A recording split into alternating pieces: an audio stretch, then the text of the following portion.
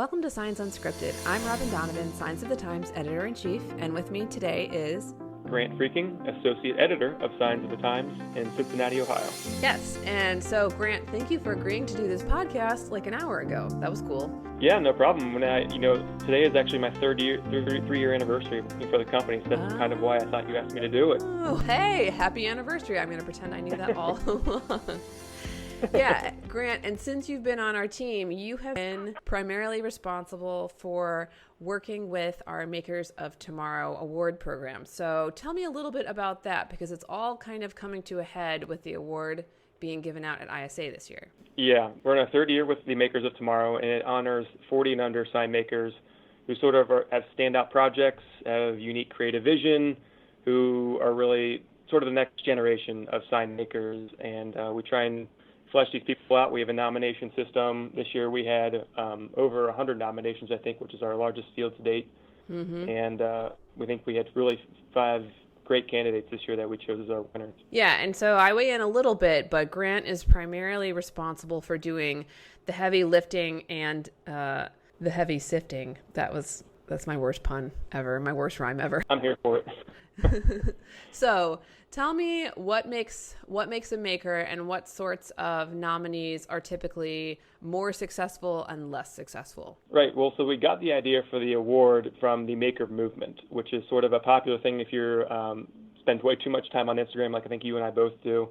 And we sort of wanted to spin it off into the sign industry and see, I think we're all well aware of sort of maybe our parents' generation of sign makers and maybe the sign makers that are around the age of you and I, but who is, I guess, around our age and also younger, and who's maybe doesn't have the traditional path of taking over their parents' sign shop, or has kind of gone through some winding path to the sign industry. We're really just the talent, the standout projects, and sort of maybe also taking a stance on something in the sign industry. One of our makers this year is extremely committed to environmentalism and processes. So things like that also will get you to the top of the list. When we were coming up with the idea, we were thinking, as you said, about these people that are bringing back some of the traditional sign crafts, the hand painting and the neon, but also kind of coming up with these brand new ways of being a sign maker. So we're giving out the award this year at ISA. Grant, tell us more about if people want to come to the award show. When do they come? What do they get? Alcohol is involved, so emphasize that. That's right. We will have booze. So the award is we're giving out the award as part of ST Media, which is our parent company, ST Media Group's Award Central, which will take place at 3:30 p.m. on day 2 of the show. That's Friday, April 3rd. And so we'll be handing out the Makers Tomorrow Award in person for the first time. And we're excited. We're going to have some of our winners on hand. And, it should be an exciting portion of our Award Central event. Yeah, and definitely. And while you're in our booth, you can check out the Sign Invitational, and our sister publication, Big Picture, will be giving out their Best of Wide Format Awards. So it's really a good place to see a lot of the leading projects in the industry right now. And to take a little bit of a left turn, Grant, one of the things I was thinking about today was that technically you and I are millennials, right? So depending on who you ask, I would be probably on the top end, and you're a few years younger than me. So you're a millennial whether you like it or not. But I just realized that as we go through this, the makers are always under 40, but you and I are aging. I realized that this year we probably had at least one maker who is too young to be a millennial. That's right, yeah. One of our makers, River Prince, who has just an amazing name. Amazing. Is only 21, which is sort of shocking. But he started out as a traditional sign painting background with his company, Prince Sign Company, in southern Mississippi. But he's begun to branch out into more branding and fabrication work because he does have a construction background.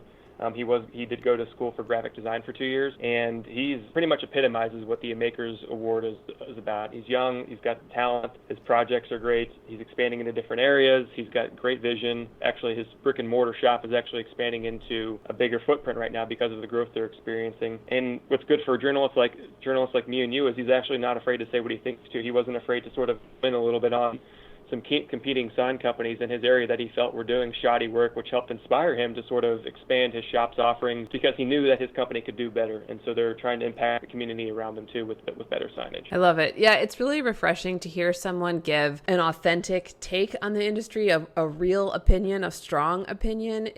I think as we go through our careers, we get more and more mired sometimes in the buzzwords and the corporate speak and safe, comfortable phrases, and it's just fun to hear a whole new group, scarily a whole new generation, look at the industry and tell us what they think. So I guess he's Generation Z or whatever. Are we calling them Generation Z still?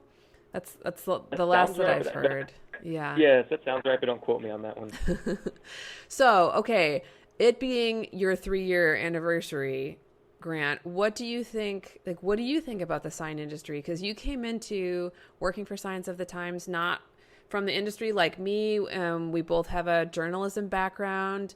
You're a big sports fan. You had a lot of history working on that type of writing. So what do you think you've taken away about the sign industry over the past, whatever 365 times 3 is, days? Right. Yeah, for me, I think it's the scope of the industry, just how all-encompassing the sign industry is. I think, I paid attention a little bit to signage, I think, before I started working here, not as much as I do now. Now it's like a sickness, right? So I didn't realize that it was all-encompassing, digital printing, the wide format sector, neon, all the different sort of substrates you can use to print, to make signs out of, just the entire scope of the industry. I mean, I think my first ISA show was less than 2 months after I first started here, which was definitely an overwhelming experience, but also very eye-opening, and just walking around and just looking and seeing what all is available to people who want to be in the industry. You can carve out your own small niche, I think, and do really well, but you can also have perhaps a bit of a larger vision and a larger range of what you want to do and also be very successful. So I think my main takeaway for the 365 times 3 days I've been here is just the scope of the industry and also how it's growing, and I think people are excited about the change that it's experiencing. Yeah, definitely. And it certainly is addictive. I took a run today because I got an actual lunch break because we had a meeting that ended early, and I stopped in the middle to take a picture of this funny sign for our Facebook page, and I thought, this is my life now. Right. I can never, same thing with typos, but with signs, I always notice what companies do with their signage now. I think what's interesting about what you've brought to signs is just kind of that different viewpoint and that outside viewpoint, not coming from the sign industry, and then just thinking about things in terms of what really is a new perspective. And I think that's why it's been fun to have you be the primary judge for the makers of tomorrow, because it's a fresh perspective person looking for fresh perspective types of people. So that's been really cool. So Grant, tell us, if people are thinking about applying for makers next year, you gave us some kind of characteristics of people that can win, but what are your any administrative tips on getting things in early, or what if people want to maximize their chances of being a winner or being noticed? What are the little details that they can take care of? Well, I think the main thing is to fulfill the criteria I mentioned before, but also just, pay attention to the website and our social media channels. Starting in, I think we put out the call for entries in late November last year, and we have a pretty wide window for where you can submit your nominations into people, and you don't have to submit yourself. You can submit, a coworker. You can submit a stranger if you want to do. People do that too as well, even if they really want to recognize the competition, I guess. That's the main thing, is just keep an eye out on the website, our social media. We're on Facebook, Instagram, Twitter, LinkedIn. All of our maker stuff is all over those channels, and we're hoping to have an even bigger field to choose from next year. Great. Well, Grant, happy 3-year anniversary with Signs of the Times. So happy to have you, and thanks for coming on the podcast. Thanks for the invite, Robin.